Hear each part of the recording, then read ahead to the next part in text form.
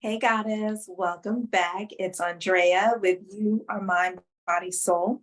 And today I want to talk to you about being intentional in life. So I am out of my mind, body, soul cleanse and just kind of getting back into the swing of things. And it just feels so good to be in this stage and in this season as we kind of come midway through spring and getting ready for the summer because, in coming through my cleanse, I'm in this space where I'm able to connect with myself and really be clean and clear about what my intentions are for, the next season of my life. And so that would be my question to you today is what are your intentions for this phase and this stage of where you are in life? And it's important to recognize that we have so much control and we have the opportunity to connect so deeply with what it is we want out of life. And we are instrumental to the lives in which we live by way of our intention. There are two aspects of being human. We have our animalistic aspect, which is governed a lot by our history, our genetics, and our evolution to survive. And, it is programmed within our bodies, within our psychology, just to naturally be able to partake in instinctual things that, ensure our survival in life. So there are simple everyday things that we do that allow us to maintain this and we don't have to think about it. And these things work for us and they also work against us. So when we are not being intentional, a lot of times we are allowing our natural instinctual animal side, they call this a reptilian portion of the brain, to kind of just move us through autopilot. And autopilot can look like us being defensive or overly aggressive in life when it comes to our progress. But we are the only animal species to have a conscious have. So to be conscious means that we have a very strong sense of self and self-awareness. And this would be the other aspect of us being human beings. We are the only animal species that can control their thoughts. Other animal species are completely driven by instinct. And there is a lot of evolutionary and psychological things that contribute to this. For example, we have a prefrontal cortex, which is something that developed more recently in human development. And what this allows is for us to be able to adopt in every present moment and to be present with our moments in order to engage actively and engage our responses and our senses in what is happening in our life. Okay, so because we have this strong ability to control our thoughts, it means that we can then control our emotions. And especially when you are tapped into your goddess frequency and your divine frequency, which is what we are all about on this channel, you're able to influence your reality in really powerful ways. So we want to develop intentionality when it comes to the progress of our life and the experience that we're having with our life, because we are naturally able to partake and to savor in those moments more deeply.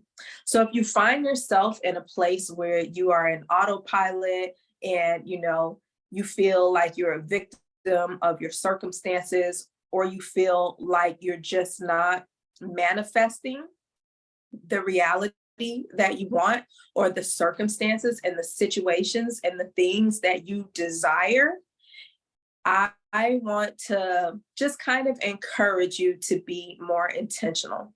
So, ways in which we can become more intentional in life The first thing that I would say, and I have three things that I'm going to go over. It may end up being more, who knows, but I have my notes right here. So the first way of becoming more intentional in life is to develop a ritual. So one thing that I have naturally had throughout my entire life is a craving and a desire to have a deeper relationship with myself. I have always been naturally spiritual and naturally connected to my divinity and my sacred essence. And there have just been experiences that I've had in life and in my interactions that kind of shook me and awakened me and kind of like snapped me back into myself. So there have been instances in my life where I was too caught up with what was going on outside of me, what other people thought about me, how they were responding to me, and wanting to be what other people wanted of me. You know, I went to school, I thought I was going to be a doctor. My parents wanted me to become a doctor, so I would have been the first one in my family, you know. um just so many instances, I've been in relationships where I molded myself to be the person that I thought that they wanted me to be. I've been in jobs where I have shifted my personality so that I could be acceptable for the reward of whatever that social carrot or that social standard was. But because I've always naturally had this deeper craving and this deeper connection with spirit, which I attribute to my ancestors just constantly talking to me and encouraging me and pulling me out of a lot of dark places that I just naturally kind of stepped into just by way of my karma and the family that I chose and just the contracts that I signed, you know, in before I came into this lifetime. My rituals were the things that really helped me to evolve out of some really challenging circumstances. So, how can we invite more ritual into our lives? First of all, a ritual can be anything that you do in life. Your morning coffee is a ritual. It can be a ritual. And all you have to do to turn that into a ritual is before you go to sip your coffee, is to set an intention for what you're drinking and for the purpose that that coffee is going to serve.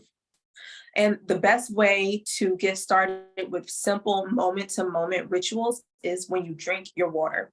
So, when you drink your water, you can just speak into the cup of water and you can send love and peace and harmony into the water, which will then be sent into your body. The body is very sensitive. It is 70% water, right, in itself.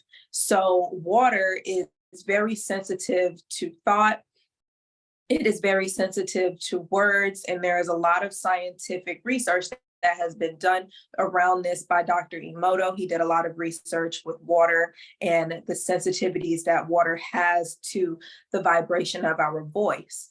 So a simple ritual can be developed out of the habit or the behavior of drinking water just by setting the intentions that you want that water to serve in your body. So this is a simple example of a ritual. A ritual is just something that you do with full intentions of an outcome, and you do it with mindfulness. Now, rituals can be very elaborate, like a full moon ritual where you are setting up a whole bonfire and you're going outside and you're burning your intentions in the fire. Um, or it can be simple as I'm going to have a cup of water, I'm going to take a breath, and I'm going to speak to the water. For me, my rituals, I have a ritual every day.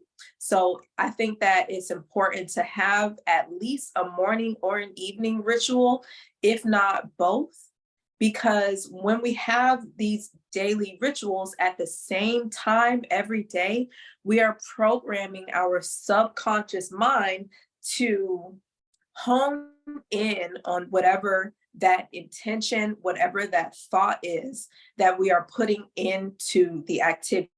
So when I have my morning rituals, I am checking in with myself just to see how I am before I even program my day. I'm just checking in to see where I'm at, to see if I dreamt about anything, what that meant for me, and just sitting with myself to see if there is anything that spirit wants to share with me, any messages that I am processing for the day. So I have my morning ritual for that. And then I breathe and I set intentions after I check in with my body to upregulate or to increase or enhance or just to remember throughout the day something that I'm working on for that day, whatever may come up. So let's say, for example, what's a good example for my morning ritual? So if I want to have intentions of, let's say, I want to be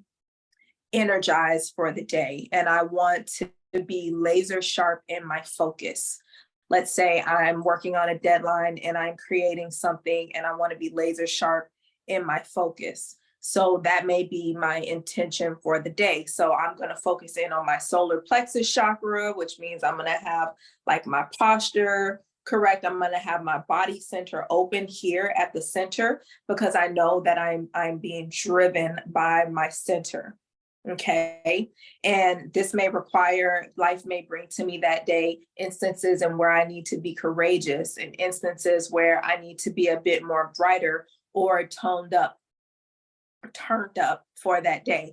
Those are the intentions that I set for myself in my morning ritual. So you should have, I would recommend having a daily ritual. Your evening ritual could be you processing your day, and you could ask yourself the same question every day because the body works very well, the mind, the subconscious, everything works well as human beings when we are working on patterns. So the mind loves shortcuts, the mind loves patterns, the mind loves to be able to expect things, and so does the body. Okay, so just setting up little daily check-ins for yourself is the most incredible way to start a ritual. You can have a beauty ritual, which could be a daily ritual, or it could be a weekly ritual. And again, it can be as simple or elaborate as you want it to be. So my beauty ritual, one thing that I'm really enjoying now is because I'm practicing intermittent fasting. So will stop eating usually around 6 or 7 at night. And then I will fast, which means that I won't eat anything until the next day. And I break my fast at about 12 or 1 o'clock the next day. And I love having a smoothie at my break fast. And I love my pink smoothie with raspberries in it and my protein powder. And it is my way of just ritualizing taking care of my body. And I love just the way that the pink vibration makes me feel like I'm really loving the color pink right now. It is me, just like my feminine goddess energy is just really into the color pink right now. So every day I have a pink smoothie, which is just raspberries. Sometimes it's banana, sometimes it's Greek yogurt, protein, and water. And that's it. It's like the simplest smoothie and it's pink and the color just uplifts my vibration. And I know there's protein in there. So that is going to, I'm sending this message to my body where I want you to be sculpted. I want you to be nourished. I want you to feel good and vibrant. And, I'll take that glass and I just sip into that glass while I am either preparing to create, I'm jotting down ideas. And this has become, my daily ritual. So you'll want a daily ritual. And then you also want to have rituals that you do kind of like on either a weekly basis or a once a month basis. So I have a once a month ritual where I'll sit down and set my intentions for the month. I'll have a ritual for every season. I have an annual ritual. I have a wintertime ritual. So, I'm a witch bitch. So I love to, work with the season. So anytime there's an equinox or a solstice, like I'm celebrating. And that is how, I operate in my goddess alchemy. I'm just always aware of what Mother Nature is doing. And this is how I ritualize my life. Okay. And it just always allows me to check in with my divinity and to check in with what my spirit guides desire of me, what my ancestors desire of me, so that when I am seeking to manifest something or to request something, I know that I am being divinely supported. And it's not just something that's coming because it's what my ego desires. So I hope that makes sense. The second part of being intentional is to heal your past. Okay. So, learning from your past, addressing your past, whether it be through counseling and psychotherapy, whether it be hiring a coach. And right now, I do offer one-on-one life coaching services, or whether it be seeing a tarot reader, working through the stuff of your past to heal your past and understanding how the person that you are today has been developed by your past experiences. And any places where you find that you have resistance in your body or any aspects of your life where you feel you have challenges and blocks, really allow yourself to sit with yourself and be witnessed, which I talked about in the previous video. I talked about becoming a witness of yourself and being present with yourself. And when we are able to sit with ourselves and really reflect on our past and the things that we love about our past, the things that works for us, as well as the things that didn't work for us, and the things that we may be carrying as trauma, when we address those things, we are actually healing our karma. Okay. And I'm not going to get too deep into karma on this video or what it means for me personally, because it can mean something different for each and every one of us. And our experience with karma can be different. Okay. But when we are able to sit with our past, the things that we like from our past, we can be more intentional about our present and our future. And when we allow ourselves to sit with the past, we can heal the things that were not so pleasant. So I want to encourage you to never be afraid of going into your past and having the courage to be responsible for your life. Okay. And when we are going into our past, one of the ways to keep yourself safe, especially when it comes to things that are more challenging, one of the ways to keep yourself safe is to take responsibility for the things that have happened to you and to not allow yourself to be a victim. Okay. So, there are times in my life where I could have claimed to be a victim when I was being verbally abused as a child, or when I was being physically abused as a child, and I would go to school and I would have large, large bruises on my skin and I would be hiding them. I could have taken those past traumas and I could have worn them like a badge, and I could have built myself into this victim mindset through my life. Like that would have been my priority. That would have been my prerogative. Like I could have done that.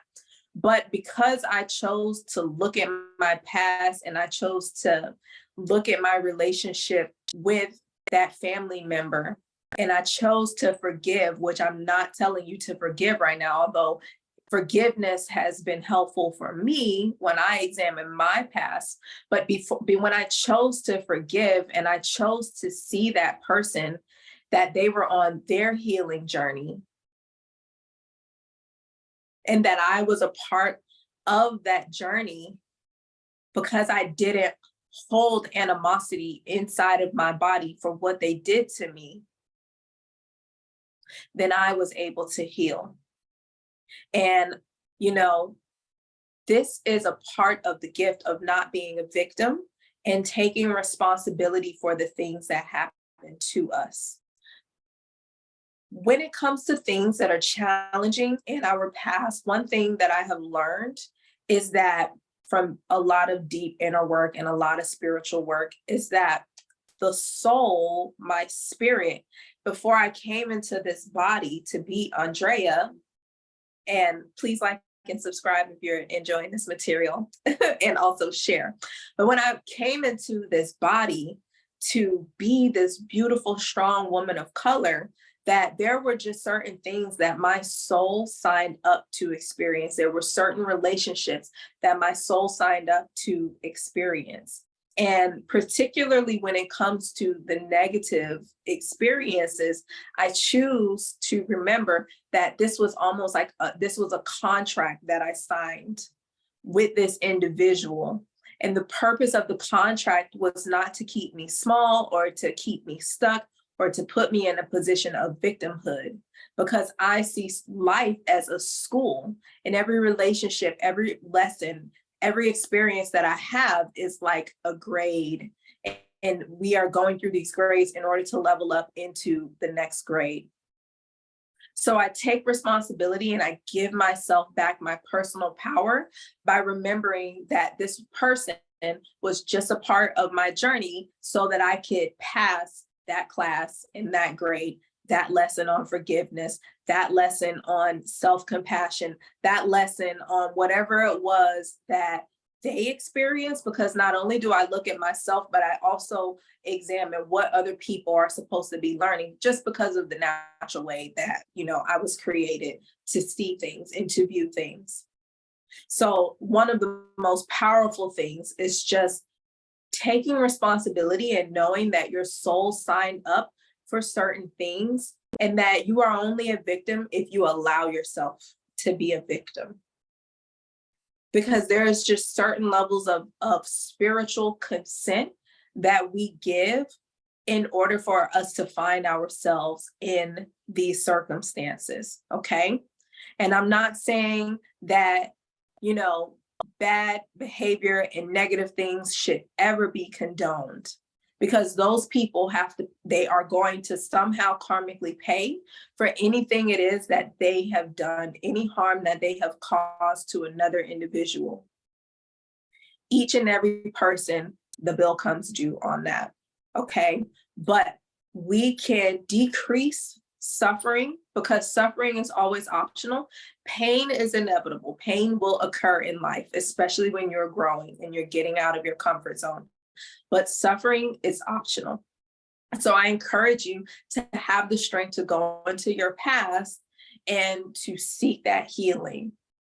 And, if you are a self-led person, you can always just read different things that are so powerful for your healing, and you can consult professionals and just go on your own learning experience and explore yourself, because you have the answer to every question that you have in life, whether it be something that you sit and you reflect with or something that spirit gives to you. Okay. So heal your past. And this is a way to become intentional, because when you heal your past, it's like you're getting so much clutter off of you. Like you're just clearing yourself energetically, psychologically. You're able to function more clearly because you're not running these old patterns. And if you need help with this, get the help that you need in order to heal yourself. Okay.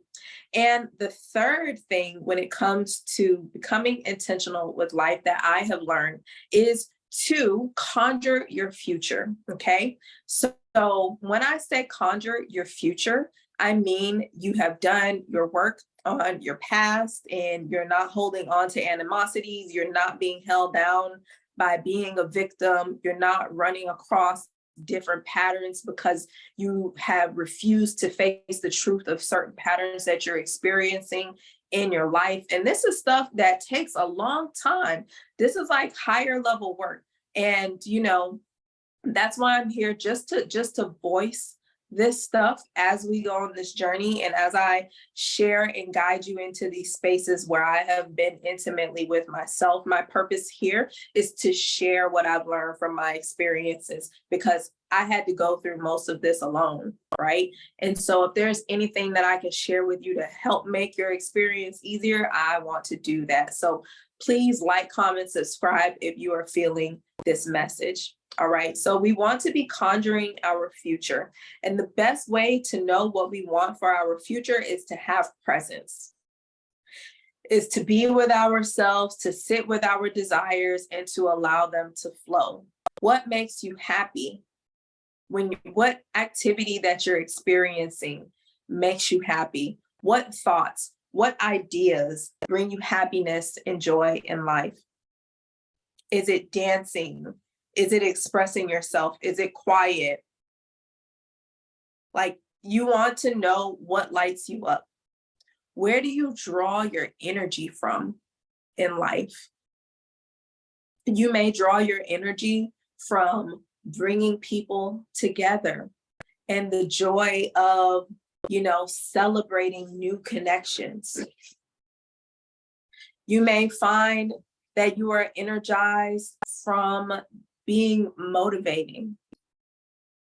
You may be energized just from creating quietly and then maybe sharing it, or even just keeping it to yourself.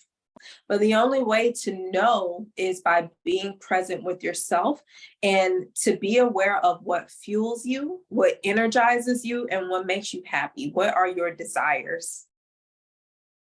And this is also why it's important to do your work on the past, because a lot of times, if we don't do the work on our past, that then puts a cover, or it shrouds the truth of our desires, because we haven't allowed ourselves to get through certain things in order to move those barriers of self-worth, to remove those barriers of shame that we may be having in front of our desires. So you want to clear that out so that you can be honest with yourself about the future that you're conjuring. And then when you conjure your future, you want to check in with yourself presently, okay?